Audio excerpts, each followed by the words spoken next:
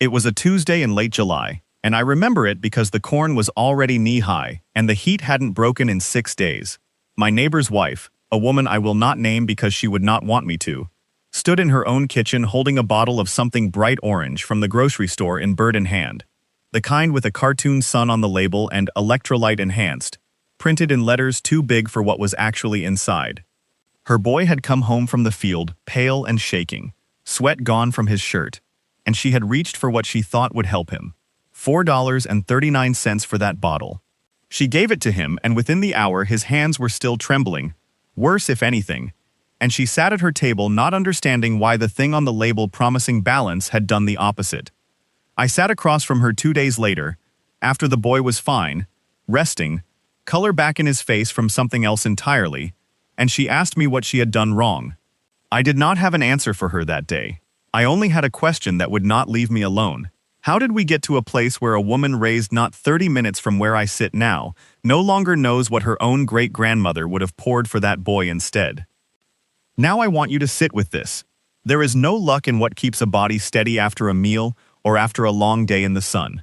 There is only knowing and not knowing, and almost everyone alive today falls into the second group without ever choosing to. Every farmer's wife in this county once knew 5 drinks that did not come from a store. Drinks she learned standing at her own mother's elbow, who learned it standing at hers. My own grandmother, whose name was Esther, kept none of this written down, because it did not need writing down. It needed doing, over and over, until your hands knew it before your head did.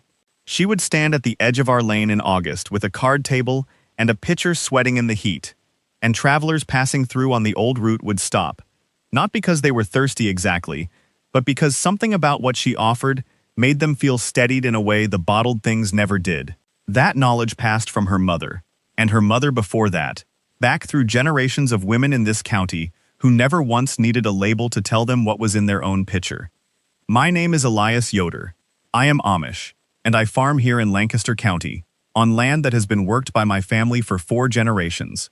What I am going to give you today are 5 drinks, each one drawn from scripture and from the working memory of women like my grandmother, and I am going to walk you through exactly how to know a good one from a poor one, what to look for, what to feel, what to smell, in under 90 seconds per drink once you know what you are doing.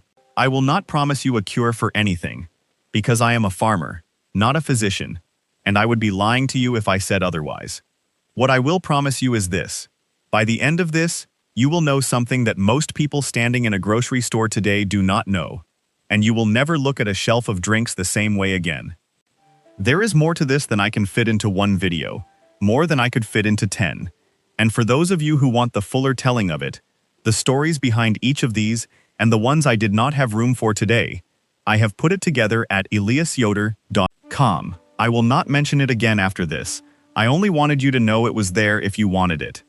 The first drink is one you will find in the Book of Ruth, though most people read past it without ever slowing down to notice it was a drink at all. Boaz tells Ruth to come and dip her bread in the vinegar, in the field, among the workers, at mealtime. Ruth 2:14.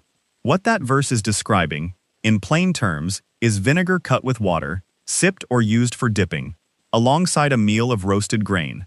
My grandmother made this the same way her mother did, and I still make it today, though I did not understand why it worked until I was a grown man standing in a field myself. Here is the good version, and here is what most people get wrong.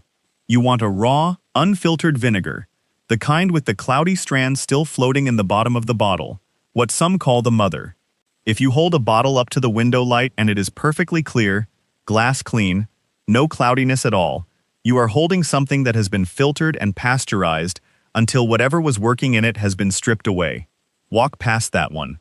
The good kind will look almost unfinished, a little murky, sometimes with sediment that settles to the bottom if it sits a day. You mix roughly 1 tablespoon of this with a full glass of water, sipped slowly alongside your meal, not gulped, not before the meal on an empty stomach. Here is the why of it, told the way I understand it, not the way a chemist would.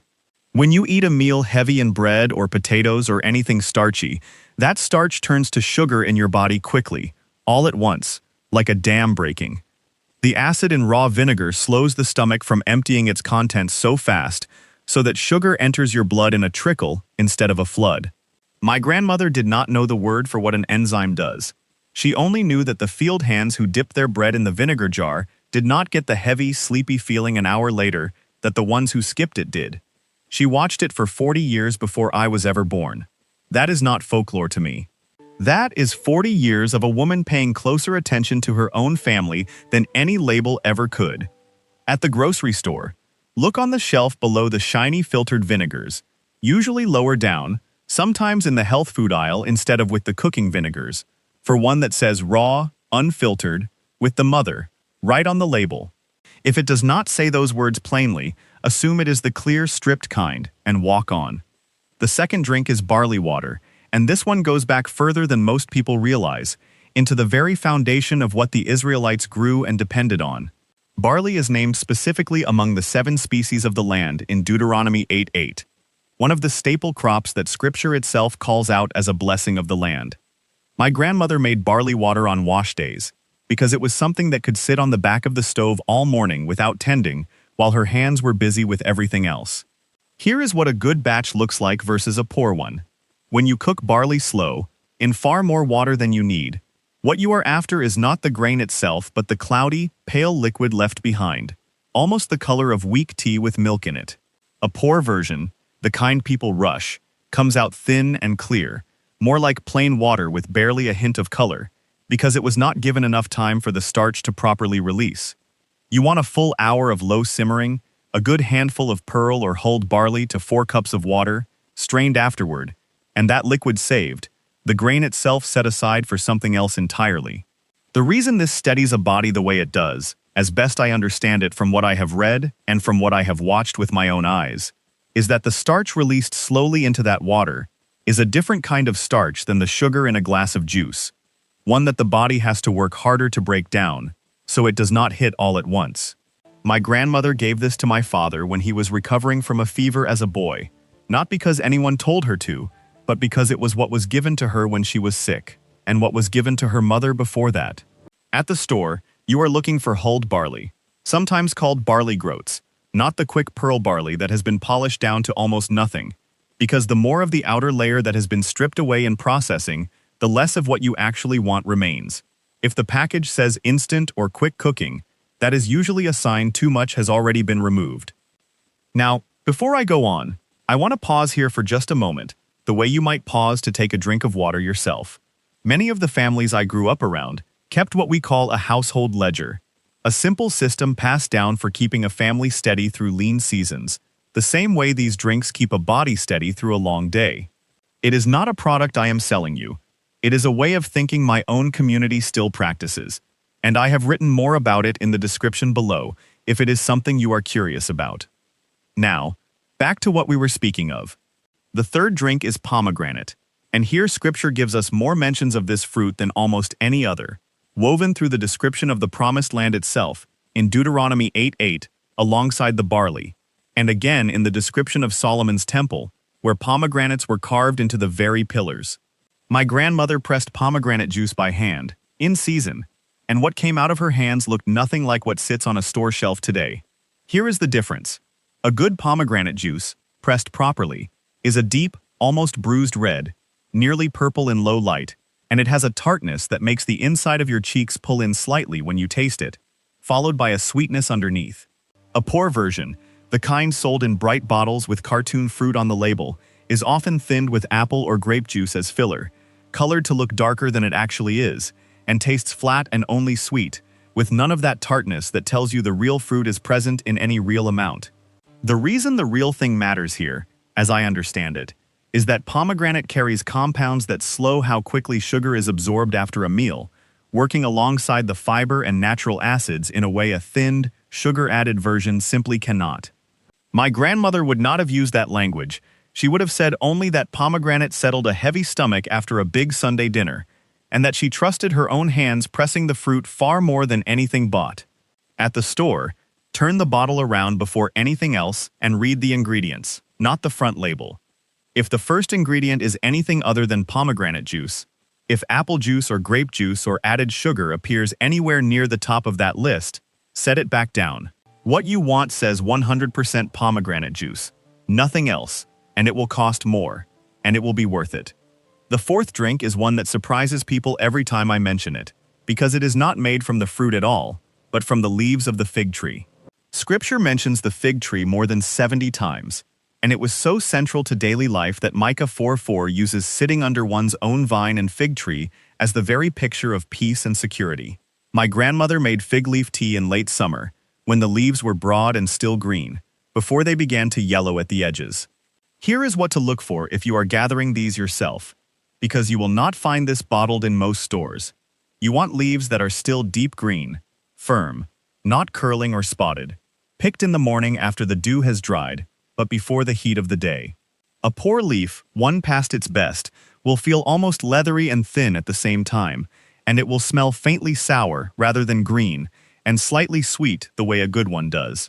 You steep 2 or 3 whole leaves, torn once or twice to release what is inside, in nearly boiling water for about 10 minutes, until the water turns a pale amber gold. My grandmother gave this in the evenings, and it was not until years later, reading what modern researchers have found, that I understood she may have been onto something real.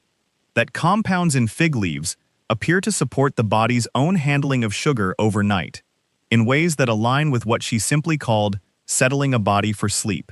If you cannot grow or gather your own, some specialty herb shops carry dried fig leaf, and the rule is the same as with any dried leaf: you want deep green, not brown or gray, because color tells you almost everything about whether something still holds what it is supposed to hold. The fifth and final drink is fresh grape juice, unfermented, what Scripture in several places calls simply the fruit of the vine, distinct from wine, mentioned as its own thing in passages describing offerings brought from the harvest. My grandmother pressed this in early autumn, when the grapes on our own arbor came in heavy, and what she made bore almost no resemblance to what most people know as grape juice today. Here is the difference that matters most. Store-bought grape juice, the deep purple kind in the glass bottle most of us grew up drinking, is almost always made from Concord grapes, bred and processed specifically to be as sweet as possible, with sugar sometimes added on top of that natural sweetness, and it moves through the body fast, almost like drinking sugar water with grape flavor. What my grandmother pressed from our own arbor was lighter in color, a soft rose rather than a deep purple, tartar on the tongue, and it did not leave you wanting more the way the sweeter version does, because your body was not chasing a sugar spike it had just been given.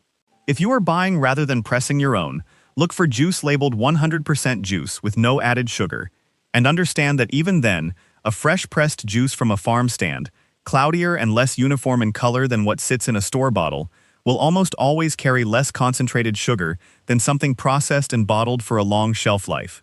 My grandmother served this diluted, always, half juice and half water, a habit I have kept my whole life, because even the good version benefits from being stretched, the same way the vinegar and the barley water do. Now I want to take a moment, because this is where it all comes together. 5 drinks, and 5 different pieces of the same old wisdom. The vinegar that slows a stomach down at mealtime. The barley water that releases its steadying starch slow, the way a field ripens slow. The pomegranate that carries its tartness honestly, without hiding behind added sweetness. The fig leaf that settles a body toward evening, the way the sun settles toward the horizon. The grape, pressed fresh and cut with water, carrying only what the vine itself gave it, and nothing more.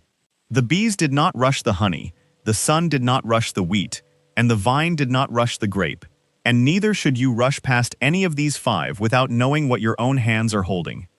You now carry something in your mind that you did not carry an hour ago. Walk past the bright bottles with the cartoon suns on them. Walk past the clear vinegar, and the filtered juice, and the leaves gone brown at the edges. You know now what your own great-grandmother knew, and that is not a small thing. I want to tell you honestly why so much of this faded, because I think you deserve the truth of it rather than a pleasant story. There is no money in teaching a woman to press her own pomegranate, or to know good barley from quick barley at a glance. A bottle with a cartoon sun on it can be manufactured for pennies and sold for $4.39, and the company selling it profits far more from your not knowing than they ever could from your knowing. The chain of knowledge that once ran from grandmother to mother to daughter broke somewhere in the last 2 generations, not because anyone stopped caring, but because store shelves made it easy to stop asking, and easy things over enough years Replace hard-won things whether we intend them to or not. I do not say this to make anyone feel foolish for reaching for what was on the shelf, because that woman in her kitchen with the orange bottle did not fail her son. She simply never had the chance to learn what her own grandmother once knew as plainly as her own name. You do not have to guess anymore. That is the whole of what I wanted to give you today. So here is what I want you to do this week. First, before anything else, find a farm stand near you, not a grocery store, and ask the person selling whether they have raw vinegar with the mother still in it, or fresh pressed pomegranate, or grapes you could press yourself at home. If there is no farm stand within reach, go to the grocery store as your second choice, not your first, and this week, pick up 2 things only: a bottle of raw unfiltered vinegar and a bottle of pomegranate juice. And before you buy either, turn them both around and read what is actually written on the back. Compare them in your hands, one against the other, the way you would compare 2 ears of corn, before choosing which to bring home. This coming Saturday, if you can manage it, cook a proper pot of barley, low and slow for the full hour, and let your children stand at the stove with you while it works, because that is how this knowledge is meant to travel, hand to hand, not label to label. That evening, sit down together and taste what you have made: the deep, dense red of real pomegranate, the pale gold of barley water, the tartness of vinegar cut with water alongside your bread, and let your children taste it too, and do the tests with you, holding the bottle to the light, reading the label together, learning what a good one feels and looks like before they ever have to guess on their own. That, more than anything I could say in a video, is how this kind of knowledge comes back into a family. Tell me in the comments below which of these 5 you had never once heard of before today, whether it was the fig leaf, or the vinegar, or something else entirely. And if your own grandmother or mother had a method that was hers alone, something particular to your own family that I did not mention today, I would love for you to write it down and share it here, because these things are treasures, even the small ones, even the ones that feel too simple to be worth telling. I read every single comment that comes through, every one, and I mean that plainly. Next time, since we have been speaking of what steadies a body after a meal, I want to turn to something my grandmother kept just as close, which is what she reached for not to drink but to eat, in the hour before a long day of work. The foods she trusted to carry a body through until evening, without the heaviness that comes and goes so fast. It is the natural next step after today, and I think you will find it changes how you look at your own pantry, the same way this has changed how you look at your own glass.